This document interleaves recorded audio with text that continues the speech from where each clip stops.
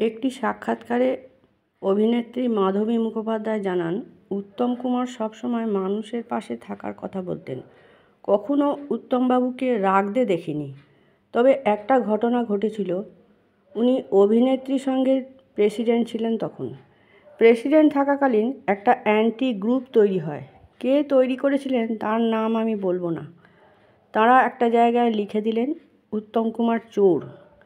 সেটা শুনে ওর খুব খারাপ লেগেছিল, কেঁদেই ফেলেছিলেন। বলেছিলেন, আমাকে এমন বদনাম কেউ কখনো দেয়নি। তখন অভিনেতা বিকাশ রায় বললেন, তুই ভাবছিস কেন? বিকাশ রায় ছিলেন আইনজীবী। উনি আইন দিকটার ব্যবস্থা করে দিয়েছিলেন। এমন ব্যবস্থা করেছিলেন যা প্রেসিডেন্ট রুলের মতো। তখন সেটার নাম হলো শিল্পী সংসদ। উত্তমবাবু যতদিন বেঁচে ছিলেন একের পর এক ছবি করেছেন। তার থেকে একটা অংশের টাকা দিয়ে একটা ফান্ড করা আছে। আজও সেখান থেকে দুস্থ শিল্পীরা সাহায্য পান। উনি অনুভব করেছিলেন, শিল্পীদের কাজ করার ক্ষমতা চলে গেলে অর্থাভাবের কারণে স্বাভাবিক জীবনযাত্রা সুষ্ঠুভাবে চালানো দুর্বিষহ হয়ে উঠবে। তাঁদের অনিশ্চিত ভবিষ্যতের কথা ভেবেই 1968 সালে শিল্পী সংসদ গড়ে তুলেছিলেন মহানায়ক, যাতে এই সংগঠনের সহযোগিতা দুস্থ শিল্পীরা পান। বন পলাশীর পদাবলী, দুই পৃথিবীর মতো ছবি তৈরি করে অর্থ সংগ্রহ করেছিলেন তিনি। সেখান থেকে যাত্রা শিল্পী, সঙ্গীত শিল্পী, অভিনেতা, অভিনেত্রী সব স্তরের শিল্পীরা সাহায্য পেতেন। এত কাজ করতেন কিন্তু কখনো ওকে ক্লান্ত মনে হতো না। কতগুলো ঘটনা শুধু মনে পড়ে। একসময় নিজের বাড়ি ছেড়ে সুপ্রিয়া দেবীর বাড়িতে চলে যান। সেই ঘটনার পর একদিন শুটিং চলছে। খাবার এসেছে দু বাড়ি থেকেই। সুপ্রিয়া দেবী খাবার পাঠিয়েছেন, আবার গৌরীদেবীও খাবার পাঠিয়েছেন। সেদিন কোনো খাবারই উনি খেলেন না। চা আর বিস্কুট খেয়ে সারাদিন শুটিং করলেন। আসলে এসব নিয়ে কখনো কথা বলিনি। ব্যক্তিগত জীবন ও কাজের জগৎ আমি আলাদা রাখতাম। আজও সেটা করি। উত্তমবাবুর ব্যক্তিগত জীবন ব্যক্তিগতই থাকতো, একটা দাঁড়ি টানা থাকতো সবসময়। তবে একসঙ্গে কাজ করতে গিয়ে ছোট ছোট মুহূর্ত তৈরি হতো। আমার মনে পড়ে, যখন আউটডোরে যেতাম তখন উনি তো সুইটে থাকতেন আর সুপ্রিয়া দেবীকে বলতেন, বেনু, মাধবীকে বলো এখানে আমাদের সঙ্গে থাকতে।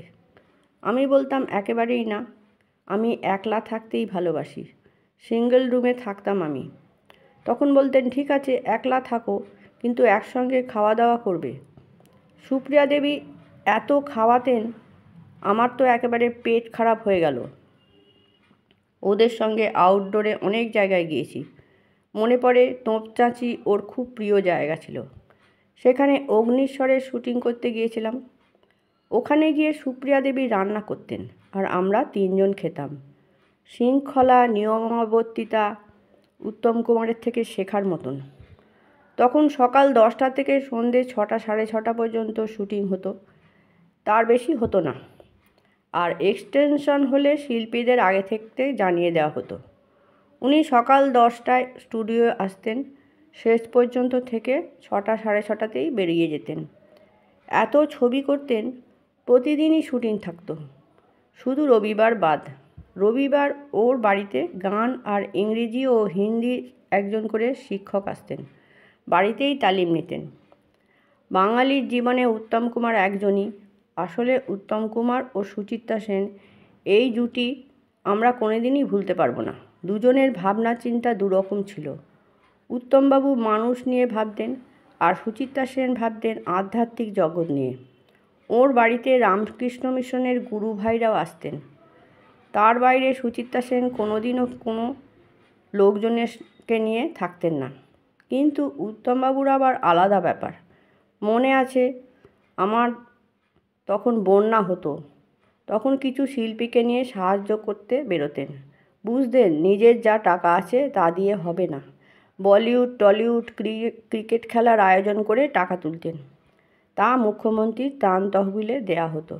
উনি বলতেন, মানুষই তো আমাদের স্বীকৃতি দিয়েছে, সেই মানুষগুলোর পাশে থাকা দরকার। অভিনয় নিয়ে খুঁতখুঁতমেই উত্তম কুমারকে বানিয়েছিল, উত্তম কুমার বানিয়েছিল।